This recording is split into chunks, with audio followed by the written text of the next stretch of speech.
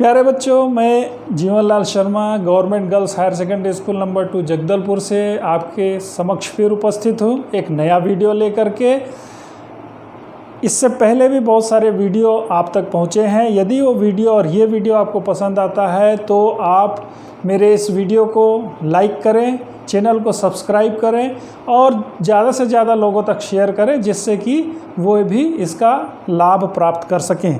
चलिए आज हम शुरू करते हैं एक नया टॉपिक, वैद्युत द्विध्रुव के कारण अक्षीय स्थिति में विद्युत क्षेत्र की तीव्रता।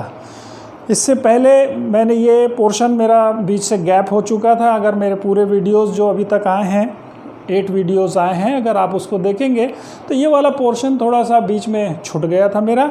मैं इस वीडियो के माध्यम से ये पोर्शन ले रहा हूँ, जिसमें हम जो डिटेल में स्टडी करेंगे वैद्युत द्विध्रुव, दूसरा विद्युत द्विध्रुव आघूर्ण और विद्युत क्षेत्र की तीव्रता। वैद्युत द्विध्रुव के कारण विद्युत क्षेत्र की तीव्रता 2 स्थितियों में।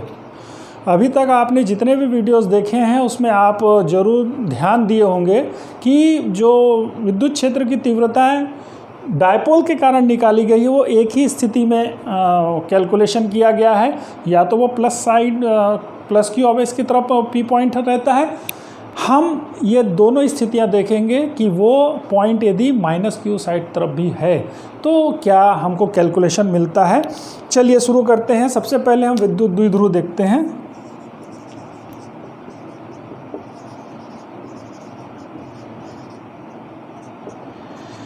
ये जो दोनों स्थितियां आपको मिलेगी, इसमें आप थोड़ा सा ज़रूर पूरे वीडियो को ध्यान से देखिएगा, समझिएगा, क्योंकि ये दोनों स्थितियां लास्ट तक आपको प्राप्त होगी। अगर आप बीच में ही वीडियोस को देखना बंद कर देंगे तो दोनों स्थितियां आपको नहीं मिल पाएगी। इससे पहले हम देखते हैं वैद्युत द्विध्रुव क्या है। देखिए, प्लस क्यू आवेश एंड माइनस क्यू आवेश, ये 2 आवेश यानी समान परिमाण के विजातीय आवेश, यानी एक प्लस एक माइनस, अति अल्प दूरी पर स्थित हो, यानी इनके बीच की दूरी बहुत अल्प है। बीच की दूरी अल्प है कहने का मतलब या तो माइक्रोमीटर में है या तो मिलीमीटर में है। ये जो दूरी है बहुत अल्प है। अब ये बनते कैसे हैं? सबसे पहली बात है कि ये जो दूरियां हैं, ये डायपोल जो है, जिसको हम डायपोल बोलते हैं, इनके बीच की दूरी, इलेक्ट्रिक डायपोल यदि हम बोलें तो ये इलेक्ट्रिक डायपोल के बीच की दूरी 12 ली जाती है। सुविधा के अनुसार 12 हम लेते हैं। और ये जो दूरी होती है या तो माइक्रोमीटर में होती है या मिलीमीटर में होती है। तो ये जो जैसे हमारा HCl है, HCl या NaCl हम ले लें, ये जो प्लस क्यू और माइनस क्यू, यदि इनको इलेक्ट्रिक फील्ड में रख दिया जाता है, यदि हम विद्युत क्षेत्र पर इनको रख दें तो होगा जो ये कि इनके जो मॉलिक्यूल्स होंगे, ये जो प्लस और माइनस द्रव्यमान केंद्र, इनके प्लस के द्रव्यमान केंद्र और माइनस के द्रव्यमान केंद्र जो होते हैं, वो शिफ्ट हो जाते हैं कुछ दूरी से, बहुत ही अल्प दूरी से शिफ्ट होते हैं, परंतु जो स्ट्रेंथ होता है, शक्ति होती है, जो पावर होता है, बहुत ज़्यादा होता है। तो यदि ये Na+Cl- ये इस प्रकार से ये द्रव्यमान केंद्र Na का अलग हो जाता है और Cl का अलग हो जाता है, तो जिसके कारण एक पावरफुल डायपोल बन जाता है।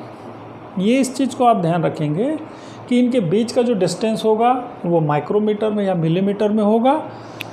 तो जिसके कारण हम इस डायपोल के कारण इससे r दूरी पर स्थित किसी बिंदु पर विद्युत क्षेत्र की तीव्रता की गणना आज हम करेंगे। तो सबसे पहले ये एक इलेक्ट्रिक डायपोल मिला आपको और इसका आघूर्ण, विद्युत द्विध्रुव का आघूर्ण। तो विद्युत द्विध्रुव आघूर्ण, यदि हम इसकी बात करें तो वैद्युत द्विध्रुव आघूर्ण जो हमको मिलेगा वो कोई एक आवेश Q और उनके बीच की दूरी, यानी विद्युत द्विध्रुव आघूर्ण जिसे हम P से प्रदर्शित करेंगे। P वेक्टर राशि है एक, और ये जो डिफाइन होगा कोई एक आवेश प्लस Q और माइनस Q और उनके बीच की दूरी 2L, तो इन दोनों से डिफाइन होगा 2QL। ये जो होगा ये विद्युत द्विध्रुव आघूर्ण कहलाएगा। इसका यदि हम मात्रक लेना चाहें तो मात्रक आप ले सकते हैं कूलाम मीटर्स। एसआई सिस्टम में मात्रक आपको मिल जाएगा कूलाम मीटर में, क्यू को कूलाम और एल को मीटर के रूप में। तो ये विद्युत द्विध्रुव आघूर्ण, ये चीज़ हमको आवश्यकता पड़ेगी P = 2QL। इस कैलकुलेशन में हमको इसकी आवश्यकता पड़नी है। तो ये आप ध्यान रखेंगे कि विद्युत द्विध्रुव आघूर्ण क्या होता है। अब हम जो इम्पोर्टेंट चीज़ है जिस पर हम मेन चर्चा करने वाले हैं वो है विद्युत द्विध्रुव के कारण अक्षीय स्थिति में विद्युत क्षेत्र की तीव्रता। अब आप देखिए कि मान लेते हैं ये विद्युत द्विध्रुव है, प्लस क्यू आवेश माइनस क्यू आवेश, या मैं अभी प्लस यहाँ ले लेता हूँ, माइनस यहाँ ले लेता हूँ। तो ये प्लस क्यू आवेश और माइनस क्यू आवेश परिमाण में बराबर। कहने का मतलब अगर ये 3 माइक्रो कूलाम है तो ये भी -3 माइक्रो कूलाम होगा। यानी इनमें जो स्ट्रेंथ जो समान आवेश है ये +3 और ये -3। अगर ये -10 माइक्रो कूलाम है तो ये +10 माइक्रो कूलाम। इस प्रकार के आवेश होंगे ना, प्लस क्यू और माइनस क्यू होंगे। और इनके बीच की दूरी जो होगी ये मैं 12 ले लेता हूँ। और इनके सेंटर से, इनके केंद्र से, इसका जो मध्यमान है इसका मध्यमान बोल लीजिए, इसके मध्यमान O यदि हम बोले ये A है ये B है, इसके मध्यमान से इसके अक्ष पर, ये अक्ष है इसका और ये अक्ष इधर भी होगा अक्षीय स्थिति, इसका अक्ष इधर भी होगा और इसका अक्ष इधर भी होगा। ये दोनों स्थितियां पॉसिबल है। तो इसके मध्य से R दूरी पर एक बिंदु P रखा हुआ है। ये P बिंदु जो है इसके मध्य से R दूरी पर है, जिसका कि मान R का मान जो है > L है। यानी यहाँ से यहाँ तक की दूरी L है और यहाँ से यहाँ तक की दूरी L है।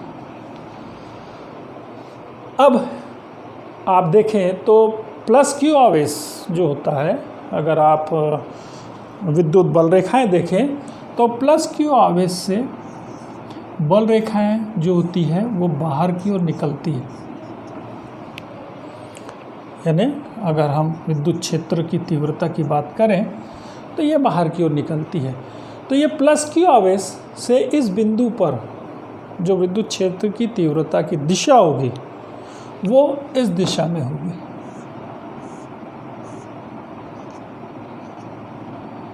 जिसको कि मैं नाम E1 दे रहा हूँ। यानी प्लस क्यू आवेश के कारण इस बिंदु पर जो विद्युत क्षेत्र की तीव्रता E1 होगी और माइनस क्यू आवेश के कारण इस P पॉइंट पर विद्युत क्षेत्र की तीव्रता E2 होगी। या यदि मैं प्लस क्यू ले लूँ, इसको प्लस क्यू और इसको माइनस क्यू ले लूँ, तो प्लस क्यू आवेश के कारण E प्लस क्यू और माइनस क्यू आवेश के कारण E माइनस क्यू, ये विद्युत क्षेत्र की तीव्रता। अब यहाँ पर आप देखिए मैंने प्लस क्यू को जो E का प्लस क्यू लिया है वो थोड़ा बड़ा लिया है, कारण चूँकि प्लस क्यू इस P बिंदु के करीब है इसलिए विद्युत क्षेत्र की तीव्रता का मान जो होगा वो ज़्यादा होगा compare to E minus Q के। यानी इस माइनस क्यू आवेश के कारण जो विद्युत क्षेत्र की तीव्रता यहाँ पर होगी उसका मान कम होगा प्लस क्यू आवेश के कारण विद्युत क्षेत्र की तीव्रता जो लग रही P पर उससे। तो हम इसका कैलकुलेशन करें तो ये जो डिस्टेंस होगा देखें आप, ये आपको P से इस प्लस क्यू आवेश का डिस्टेंस ये R माइनस L ये एक दूरी होगी। यानी ये पूरे R से अगर इस L को हम माइनस कर दें तो ये R माइनस L हमको मिल जाएगा। अगर R माइनस L और L को जोड़ दें तो R मिल जाएगा आपको, सिंपल। और माइनस Q से इसका जो डिस्टेंस होगा ये आपको R प्लस L देगा। ये P बिंदु से इनकी दूरियां होगी। तो हम यदि इसकी उत्पत्ति करना चाहें तो सबसे पहले आप लिख सकते हैं AB एक डायपोल है, विद्युत द्विध्रुव है, जिसकी लंबाई 2L है और इसके मध्य बिंदु से, इन दोनों के मध्य बिंदु O से कोई बिंदु P R दूरी पर स्थित है, R दूरी पर बिंदु P स्थित है और इसके कारण R दूरी पर इन दोनों विद्युत द्विध्रुव या विद्युत द्विध्रुव के कारण P बिंदु पर विद्युत क्षेत्र की तीव्रता का मान क्या होगा, ये हम आज कैलकुलेट करेंगे। तो पहली स्थिति जो है हमारे पास, जब बिंदु P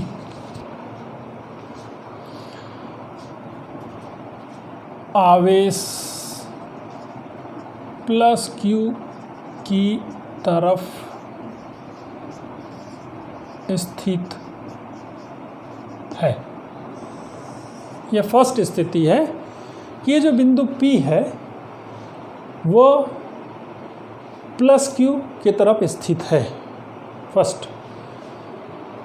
तो इस स्थिति में हम देखें प्लस Q आवेश के कारण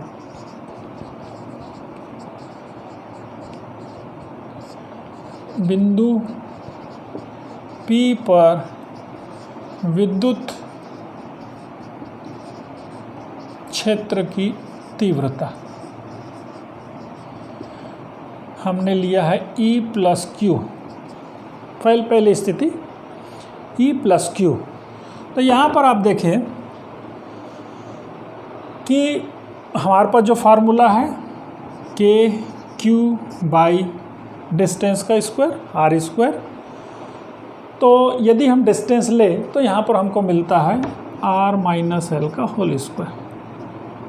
ये पहली स्थिति आपको मिलेगी। K आप अच्छे से जानते हैं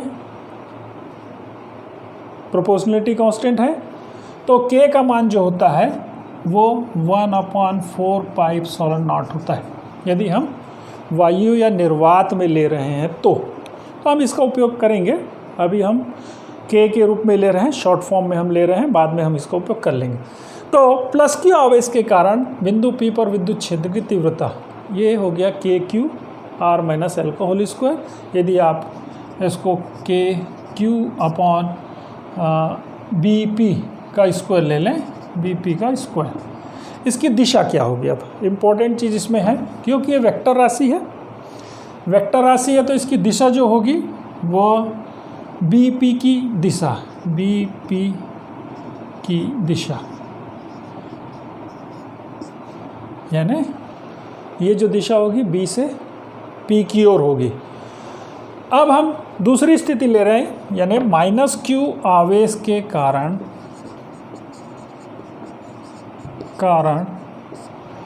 बिंदु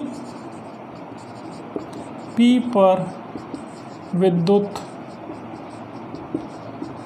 क्षेत्र की तीव्रता। देखिए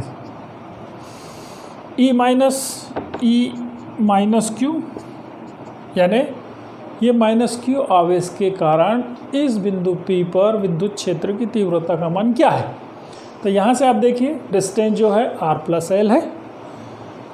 तो फिर वही स्थिति जो फार्मूला है KQ अपॉन AP का स्क्वायर ले लीजिए, तो हमको देगा KQ upon R plus L का होल स्क्वायर।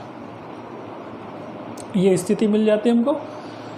इसकी दिशा क्या होगी, अगर हम दिशा की बात करें तो PA की ओर इसका जो डायरेक्शन होगा वो P से A की ओर होगा, क्योंकि ये वेक्टर राशि है। अब आप इसमें देखिए E प्लस Q और E माइनस Q, इन दोनों के यदि हम फार्मूले पे देखें तो K इधर भी है, Q इधर भी है, Q इधर भी है। परंतु यहाँ पर r माइनस एल का स्क्वायर है, यहाँ r प्लस एल का स्क्वायर है। तो बड़ी राशि कौन सी होगी? ये वाली k प्लस क्यू वाली होगी, e प्लस क्यू वाली, या e माइनस क्यू वाली होगी।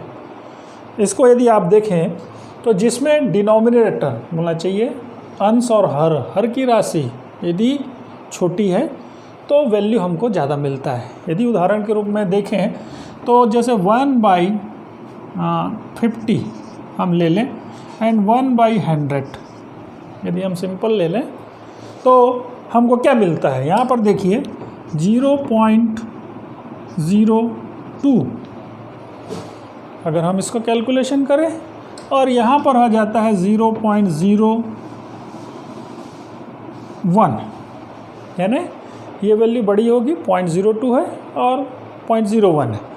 तो बट नेचुरल है, जहाँ डिनोमिनेटर छोटा होगा वहाँ वैल्यू हमको ज़्यादा मिलेगी। तो इससे हम कैलकुलेट कर सकते हैं कि ये जो हमारी वैल्यू है, पहला जो समीकरण नंबर 1 यदि मैं इसको ले लूँ और इसको समीकरण नंबर 2 ले लूँ, तो e plus Q is greater then e minus Q.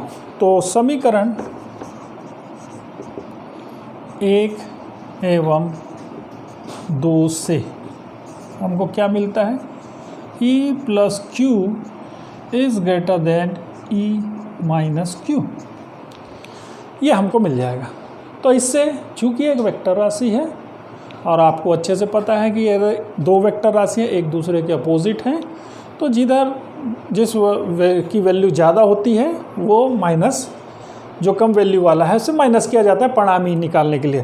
तो इसीलिए परिणामी जो हमको विद्युत क्षेत्र की तीव्रता मिलेगी, विद्युत क्षेत्र की तीव्रता, ये हमको दे देगा E equal to E plus Q minus E minus Q. ये हमको फार्मूले से निकल आएगा। तो हम इसको कैलकुलेशन करें तो ये आपको देता है के क्यू, देखिए दोनों में के क्यू कांस्टेंट है, तो यदि मैं बाहर निकाल लूँ तो मुझे मिलता है 1/r माइनस एल का whole square minus 1/r plus L का होल स्क्वायर। ये हमको फिगर मिलेगा। इसको यदि हम फिर आगे बढ़ाएं और कैलकुलेट करें तो के क्यू, अगर इसको मैं लूँ तो r प्लस एल का होल स्क्वायर इधर आ जाएगा और r माइनस एल का होल स्क्वायर इधर आ जाएगा, और ये a plus B a minus B का फार्मूला बन जाएगा। तो ये r square minus L square का होल स्क्वायर ये हमको देगा। तो हम इसको लिखते हैं r प्लस एल का whole square minus r minus L का whole square divided by r square minus L square का होल स्क्वायर। ये वैल्यूज आपको देगा। इसको हम और आगे एक्सपांड करते हैं तो ये आपको देता है K Q R square A plus B का formula, A plus B and A minus B, A plus B यानी A square plus B square का R square plus L square plus 2RL, A plus B का formula लगाएं तो A R square plus L square plus 2RL minus, यहाँ minus है, यहाँ पर आप ब्रैकेट में यदि मैं पहले लूँ तो देखें क्या मिलता है, R square plus L square minus 2RL divided by R square minus L square whole square. ये वैल्यू हमको मिलेगी। अब यहाँ पर देखिए माइनस है इस ब्रैकेट से पहले, तो ये माइनस हो जाएगा, ये माइनस हो जाएगा, ये प्लस हो जाएगा। आपने इस मैथ्स में सिंपल कैलकुलेशन देखा है। तो K Q R square plus L square plus 2RL minus R square minus L square plus 2RL divided by R square minus L square का होल स्क्वायर, ये हमको वैल्यू देगा। तो ये से R square cancel out, L square से L square cancel out हो जाएगा। तो हमको जो वैल्यू मिलेगी ये मिलेगा K Q 4RL upon R square minus L square का होल स्क्वायर। ये कैलकुलेशन हमको मिलता है। अब इसको मैं ब्रेक करूँगा 4RL को, तो जो हमारा ये डायपोल मोमेंट मिला है 2QL, इसके फॉर्म में मैं लाऊं तो देखिए क्या मिलता है, कि Q into 2R and 2RL QL upon R square minus L square का होल स्क्वायर। देखिए मैंने इसको रीअरेंज किया थोड़ा, अगर मैं इसको मल्टीप्लाई करूँ तो 4RQL, तो 4RQL ये यहाँ पर मिल जाता है आपको सेम टू सेम। तो ये वैल्यू से आपको ये जो आ रहा है 2QL, ये आपको देता है P, यानी electric dipole moment, electric dipole moment देगा ये। तो इससे आपको मिलता है के 2R 2PR ये बोल लीजिए upon R square minus L square का होल स्क्वायर। ये E की वैल्यू आपको देगा 2PR upon this R square minus L square का होल स्क्वायर। अब यहाँ पर एक इम्पॉर्टेंट चीज़ है, कंडीशन है हमारे पास कि ये जो R का मान है, ये जो उसके मध्य बिंदु से दोनों डायपोल्स, जो डायपोल है उसके मध्य से जो R दूरी हमने लिए हैं, ये वेरी मच ग्रेटर देन होता है किसके, इन दोनों के L के, यानी दोनों के बीच का जो डिस्टेंस 2L है उसके आधा L जो रहता है उससे वेरी मच ग्रेटर देन होता है। तो विशेष परिस्थितियाँ हमको मिलेगी, तो उस कंडीशन में यदि R is very much greater than L, यदि R का मान L से बहुत ज़्यादा है तो यहाँ पर जो L स्क्वायर है वो और छोटा हो जाएगा। कैसे हो जाएगा, मान लेते हैं कि यदि ये, चूँकि ये लेंथ जो होता है वो मैंने बताया था आपको माइक्रोमीटर मिलीमीटर में होता है, तो यदि मैं अगर 0.2 का स्क्वायर करूँ, 0.2 का स्क्वायर करूँ तो मुझे और छोटी वैल्यू मिलेगी। ऐसा है कि बड़ी वैल्यू मिलेगी। अगर मैं 2 का स्क्वायर करूं तो 4 होता है। जिस इंटीजर ये 2 का मैंने स्क्वायर किया 4 मिला, परंतु यदि 0.2 का स्क्वायर करूंगा तो क्या इससे बड़ी वैल्यू मिलेगी? नहीं मिलेगी, 0.04, यानी ये और छोटी वैल्यू हो गई, यानी इसके कंपैरिजन में ये वैल्यू और छोटी हो गई। तो उसी प्रकार यदि मैं यहाँ पर R is very much greater than L लूँ तो मुझे L को एलिमिनेट करना पड़ेगा, उसको हटाना पड़ेगा कंपेयर टू R से। तो यहाँ पर इस कंडीशन में देखिए के 2PR अपॉन L का 4 R स्क्वायर और ये square 10 L to the power R to the power 4, sorry this is R to the power 4, ये मिल जाएगा आपको R to the power 4। L तो हमने हटा दिया, तो यहाँ से एक R कैंसल आउट हो जाएगा, तो ये मिल जाएगा आपको के 2P/R क्यूब। ये जो वैल्यू मिल रही है आपको, यानी E इज इक्वल टू के 2P/R क्यूब, ये एक्चुअल रिजल्ट है आपका अक्षीय स्थिति में द्विध्रुव के कारण विद्युत क्षेत्र की तीव्रता का मान। अब यहाँ पर ध्यान दीजिएगा कि यदि जहाँ पर कोई मैथ्स पोर्शन आपको ये बोलता है कि R और L में ज़्यादा डिफरेंस नहीं है तो आपको इस फार्मूले का उपयोग करना पड़ेगा, और यदि कोई मैथमेटिकल पोर्शन में, न्यूमेरिकल पोर्शन में R का मान जो है very much greater than L है तो उस कंडीशन में आपको ये फार्मूले का उपयोग करना पड़ेगा। अब यहाँ K का मान हम रख लेते हैं, और E और P का एक थोड़ा सा उस समय मैंने आपको बता नहीं पाया कि ये जो डायपोल मोमेंट है, डायपोल मोमेंट जो प्लस Q और माइनस Q में, डायपोल मोमेंट का डायरेक्शन माइनस Q से प्लस Q की ओर होता है। तो यहाँ पर देखिए कि E का डायरेक्शन क्या है, इस कंडीशन में E का डायरेक्शन क्या होगा। तो यदि इस फार्मूले में देखें तो चूंकि हमने E प्लस Q और माइनस E माइनस Q किया है, कहने का मतलब E प्लस Q का मान ज़्यादा है, E माइनस Q का मान छोटा है, और हमको प्लस क्वांटिटी मिल रही है, धनात्मक राशि मिल रही है, तो निश्चित ही उसका डायरेक्शन जो होगा वो इस दिशा में होगा, यानी ई की जो दिशा होगी वो -q से +q की ओर होगी, -q से +q की ओर होगी, यानी ये -q से +q की ओर है।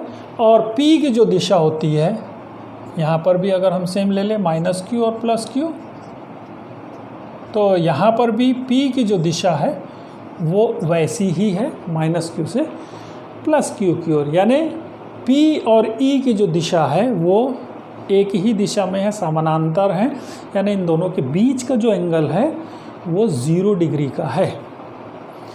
यानी इस कंडीशन में p और e की दिशा समांतर है, यानी दोनों एक ही दिशा में हैं। ये इम्पोर्टेंट चीज़ है, ध्यान रखिएगा कि ये दोनों एक ही दिशा में हैं। और ये कैलकुलेशन है जब बिंदु P जो है आवेश +q की तरफ स्थित है। अब मैं दूसरी कंडीशन लेता हूँ, उससे आपको पता लगेगा कि जब P पॉइंट जो है -q की तरफ है, ये कंडीशन दूसरी और है। इसको मैं थोड़ा सा फिगर चेंज करता हूँ तो आप देखिए कि क्या होता है। अब मैं ले रहा हूँ, जब बिंदु P आवेश -q की तरफ है, ये स्थिति पहली स्थिति, ये दूसरी स्थिति, द्वितीय स्थिति बोल लूँ मैं इसको। दूसरी स्थिति में क्या होगा, जब बिंदु P -q की तरफ स्थित है, तो आप देखिए कि मैं अब इस बिंदु P को इस दिशा में ले रहा हूँ। ये देखिए यहाँ पर मैंने P लिया। अब यहाँ पर डिस्टेंस क्या बना, ये डिस्टेंस मैंने P लिया है, तो ये डिस्टेंस आपको क्या बन रहा है, -q के कारण इस P बिंदु पर इस दिशा में बल विद्युत क्षेत्र की तीव्रता होगी, ये E -q होगा,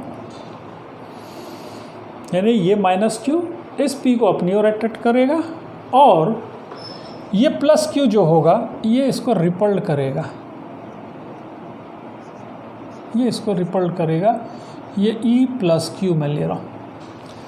अब फिर मैंने फिगर जो बनाया, आप ध्यान से देखें तो ये जो है थोड़ा बड़ा है,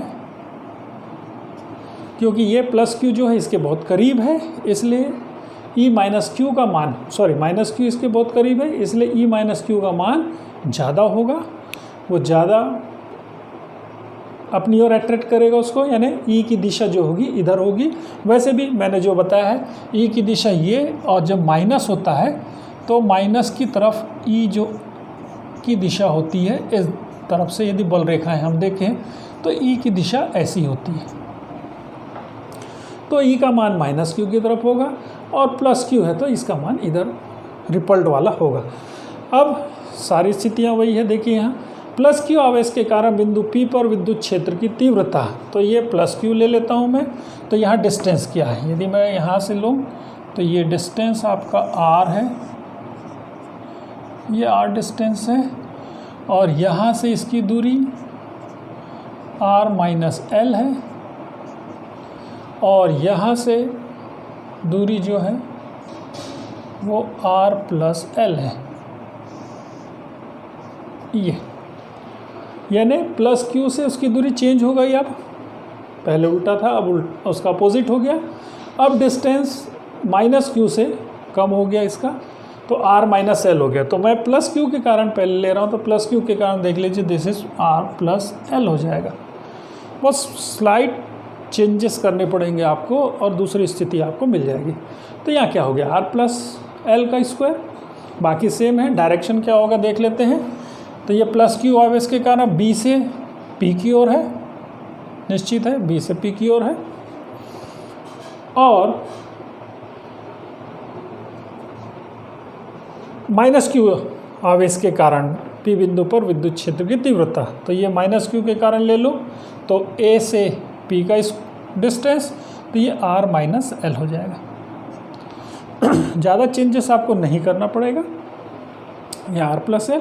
और डायरेक्शन आप देखें तो जो डायरेक्शन होगा P से A की ओर होगा, यानी इधर ही होगा। सेम डायरेक्शन पहले भी वही था, यहाँ से बी से बीपी की ओर और यहाँ से पी ए की ओर इस दिशा में। तो ये माइनस क्यू और प्लस क्यू। अब यहाँ पर देखिए समीकरण से अब यहाँ पर थोड़ा सा चेंजेस हो जाएगा, यहाँ पर माइनस क्यू बड़ा हो जाएगा और ये प्लस क्यू वाला छोटा हो जाएगा, क्योंकि यहाँ पर आप देखें माइनस क्यू में आर माइनस एल है, तो ये बड़ा हो जाएगा वैल्यू, और ये प्लस आर प्लस एल है तो ये छोटा हो जाएगा। तो स्थितियाँ वही है, वही डायपोल मैंने लिया है, पोजीशन मैंने चेंज कर दी है। पहले पी बिंदु मैंने यहाँ लिया था, अब पी बिंदु को मैं यहाँ पर ले रहा हूँ। तो इस स्थिति में सेम कंडीशन, सेम फार्मूले लग रहे हैं यहाँ, प्लस थोड़ा सा स्लाइड चेंज हो रहा है कैलकुलेशन में। अब यदि मैं परिणामी तीव्रता निकालूं तो वही स्थिति, यहाँ पर माइनस हो जाएगा आपका और यहाँ पर प्लस हो जाएगा आपका। अब सारा कैलकुलेशन वही है, कोई चेंजेस नहीं है।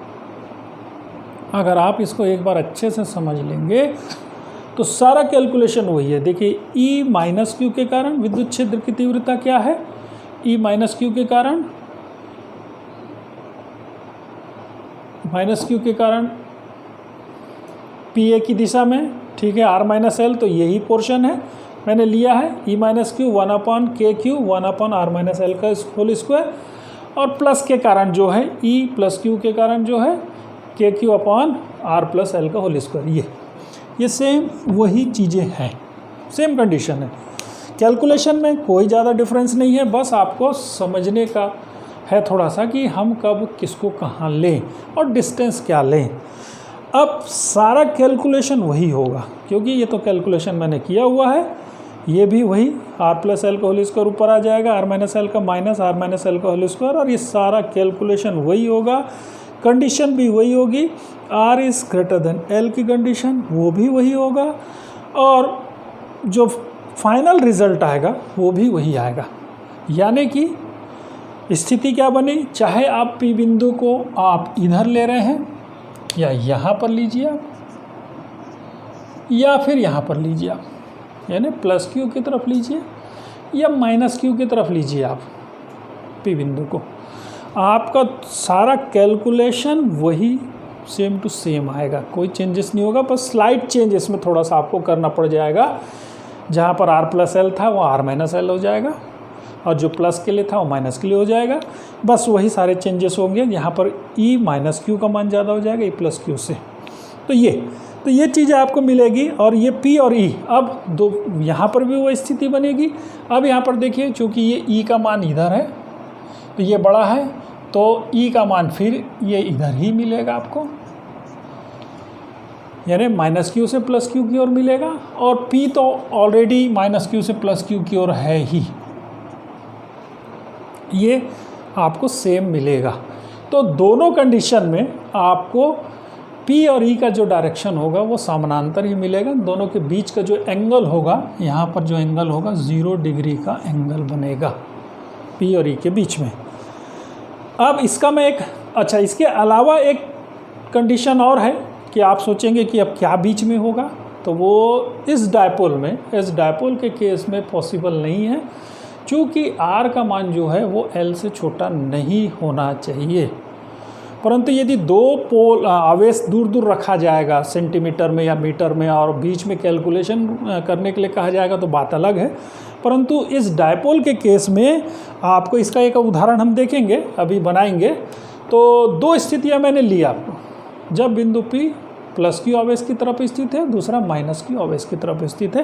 ये दोनों स्थिति में आपने कैलकुलेशन देखा, सेम कैलकुलेशन, एक बार आप खुद कोशिश कीजिएगा कैलकुलेशन करने का, और P और E का डायरेक्शन भी निकालने की कोशिश कीजिएगा, तो आपको स्थिति क्लियर होगी।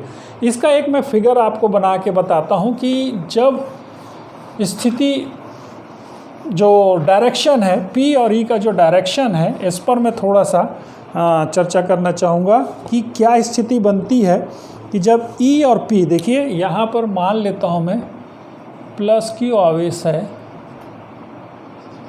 और यहाँ पर मैं थोड़ा सा ज़्यादा डिस्टेंस ले रहा हूँ, ये प्लस क्यू आवेश है, ये माइनस क्यू आवेश है। अब आप देखिए दोनों कंडीशन में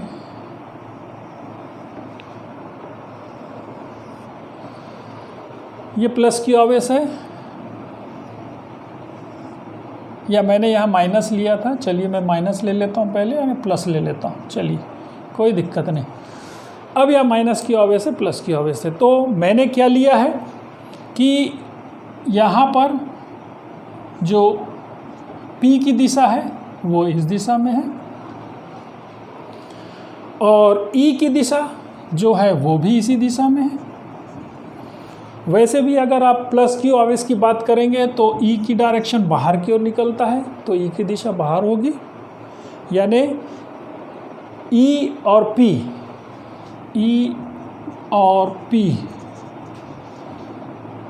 एक ही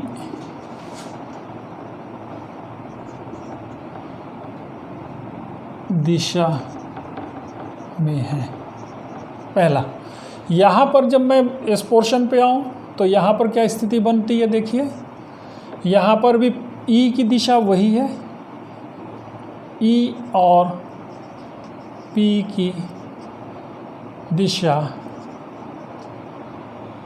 एक ही ओर है, यानी यहाँ पर भी E की दिशा ऐसे ही है और P की दिशा भी ऐसे ही है, यानी प्लस क्यू माइनस क्यू से प्लस क्यू की और P की दिशा होती है, और E की दिशा भी हमने अभी कैलकुलेट किया इसी डायरेक्शन में है।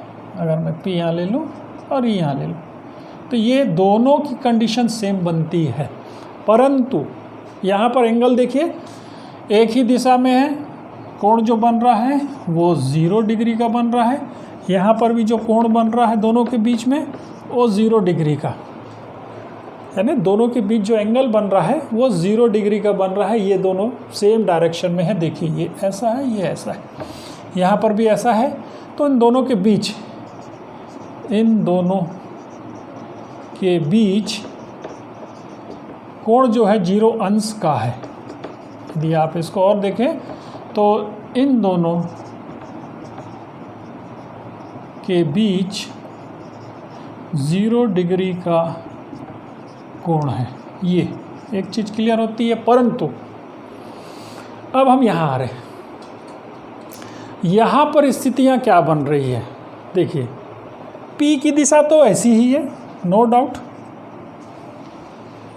P की दिशा तो ऐसी ही रहेगी, परंतु E की दिशा क्या होगी।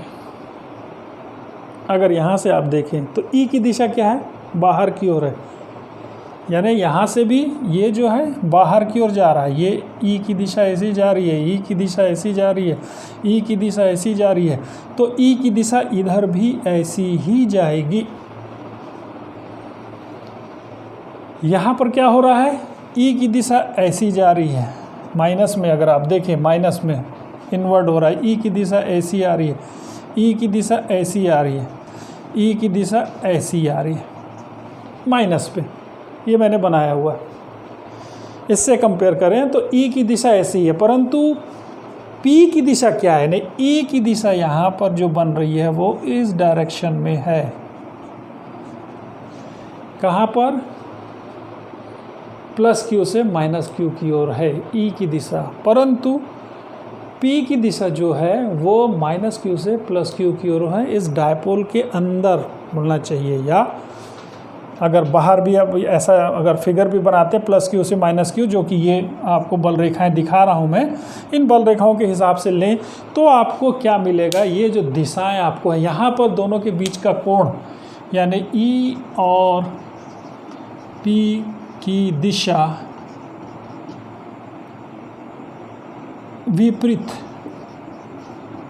ओर है, यानी यहाँ पर जो एंगल बनेगा इनके बीच 180 डिग्री का कोण होगा। यानी जब प्लस क्यू और माइनस क्यू की बात करूं मैं तो यहाँ पर तो आपको इस डायरेक्शन में की दिशा होगी, क्योंकि प्लस क्यू से निकलेगा माइनस क्यू में जाएगा, अंदर की बात मैं कर रहा हूँ इन दोनों के, परंतु बाहर यदि बात करें तो बाहर P और E के बीच सेम डायरेक्शन में होंगे। ये थोड़ा सा इस फिगर को आप देखिएगा, समझिएगा। ये कंडीशन केवल यानी जो प्लस क्यू माइनस क्यू आवेश जो एक्चुअल होता है वो मैंने आपको बताया। अब इससे मैं रिलेटेड एक प्रॉब्लम छोटा सा लेता हूँ और उससे आपको प्रॉब्लम से पता लगेगा कि इसका डायरेक्शन क्या है, उससे भी स्थिति क्लियर होगी थोड़ी आपको। अब देखिए एक प्रॉब्लम दिया हुआ है, जैसे कि एक छोटा सा प्रॉब्लम मैं लेता हूँ। दो बिंदु आवेश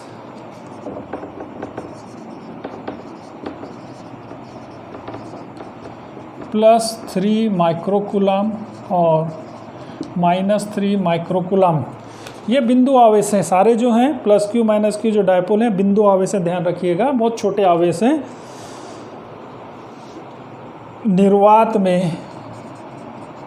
निर्वात में एक दूसरे से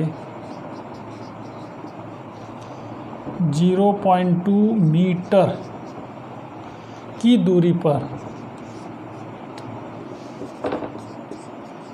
अब यहाँ पर देखिए, यहाँ पर डिस्टेंस ज़्यादा लिया है, यानी प्लस क्यू माइनस क्यू आवेश है, परंतु यहाँ पर जो डिस्टेंस ले रहा है 0.2 मीटर ले रहा है, तो ये डायपोल का रूप नहीं लेगा, ये ध्यान रखिएगा थोड़ा सा। 0.2 मीटर की दूरी पर स्थित है।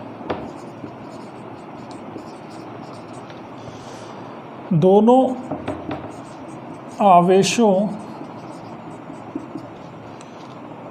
को मिलाने वाली रेखा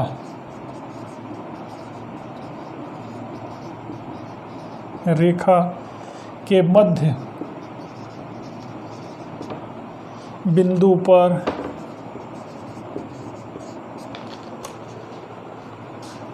विद्युत क्षेत्र की तीव्रता कितनी होगी।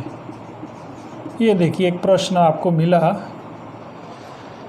ये थोड़ा सा एज ए डायपोल के रूप में नहीं है, क्योंकि वो जो डिस्टेंस है ये ज़्यादा है दोनों के बीच का, तो ऐसे आवेश रखे जा सकते हैं जो कि डिस्टेंस में ज़्यादा हो।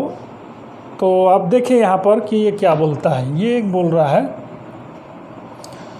+3 माइक्रोकूलम और -3 माइक्रोकूलम के दो आवेश लिए गए हैं और इनके बीच की दूरी को वो ले रहा है कि 0.2 मीटर, ये एक दूसरे से 0.2 मीटर की दूरी पर स्थित हैं। अगर 100 से मल्टीप्लाई कर दें, सेंटीमीटर में निकालना चाहें तो आपको मिल जाएगा 20 सेंटीमीटर। अब इसका सेंटर यदि आप लें तो ये O है, ये A है, ये B है, और यहाँ पर जो दूरी हो जाएगा 0.1 मीटर और यहाँ से इसकी दूरी 0.1 मीटर, ये स्थिति मिलेगी। अब यहाँ पर यदि O पर मैं इन दोनों के बीच के सेंटर पर विद्युत क्षेत्र की तीव्रता की गणना करूँ तो सिंपल कैलकुलेशन है जो हमने किया है, और उसकी दिशा क्या होगी आपको ये भी पता चलेगा।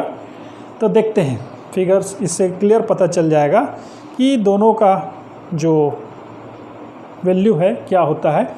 तो यदि प्लस क्यू के कारण आप देखें यहाँ पर, तो ये इस दिशा में होगा, प्लस क्यू के कारण O पर, या P बिंदु में ले लेता हूँ, चलिए P बिंदु पर इसकी दिशा रिपल्ड करेगी और इसके कारण वैल्यू क्या होगा, -3 के कारण यहाँ पर अट्रैक्ट करेगा, ये इसकी दिशा ऐसी होगी। तो ये मिल गया आपको, दोनों E का डायरेक्शन भी ऐसा ही मिला, क्योंकि ये A जो इसको रिपल्ड किया प्लस, और ये भी क्योंकि बाहर की ओर बल रेखाएं निकलेंगी, तो ये E का डायरेक्शन भी इधर होगा और इसके कारण जो होगा वो इसका डायरेक्शन भी इधर ही होगा, यानी दोनों E इधर होंगे। मान लीजिए ये प्लस के कारण और E जो एक और होगा माइनस के कारण, ये दोनों आपका डायरेक्शन सेम देंगे, उसी डायरेक्शन में देंगे E। तो विद्युत क्षेत्र की तीव्रता निकालना है हमको चूँकि, तो हम विद्युत क्षेत्र की तीव्रता का कैलकुलेशन करते हैं कि क्या होगा। तो देखिए +3 माइक्रोकूलम के कारण बिंदु P पर विद्युत क्षेत्र की तीव्रता क्या मिला हमको, ई प्लस मैं ले लेता हूँ, ई प्लस के रूप में ले लेता हूँ, तो क्या मिलेगा 1/4πε0 एक आवेश अपॉन डिस्टेंस का स्क्वायर। तो आवेश हमारे पास है 3 माइक्रोकूलम, इसको हम एक्सपांड करेंगे। और डिस्टेंस क्या है हमारा, डिस्टेंस है हमारा 0.1 का स्क्वायर, ये आपको मिला।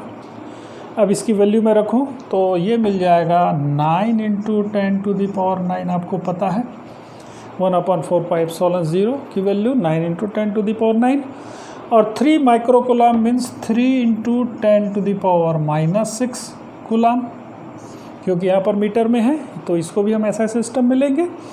और 0.01 तो ये हो जाएगा 0.01 स्क्वायर करेंगे 0.1 का 0.01। तो यहाँ से आप कैलकुलेशन करें तो आपको क्या मिलता है, ये आपको देगा 9 × 10⁹ इंटू 3 और ये 2 और आपको देगा और 10⁻6 मैं इधर ले लेता हूँ, नीचे माइनस है तो नीचे आ जाएगा और ये 2 ऊपर चला जाएगा ना इंटू 10⁻2 पॉइंट में है तो ये ऊपर चला जाएगा 10⁻2। तो इसमें वैल्यू क्या आ गया, अगर मैं इसको कैंसल आउट करूँ तो 6, तो ये 9 कटा तो 3 बचा, तो 9 × 27 27 इंटू 10⁵।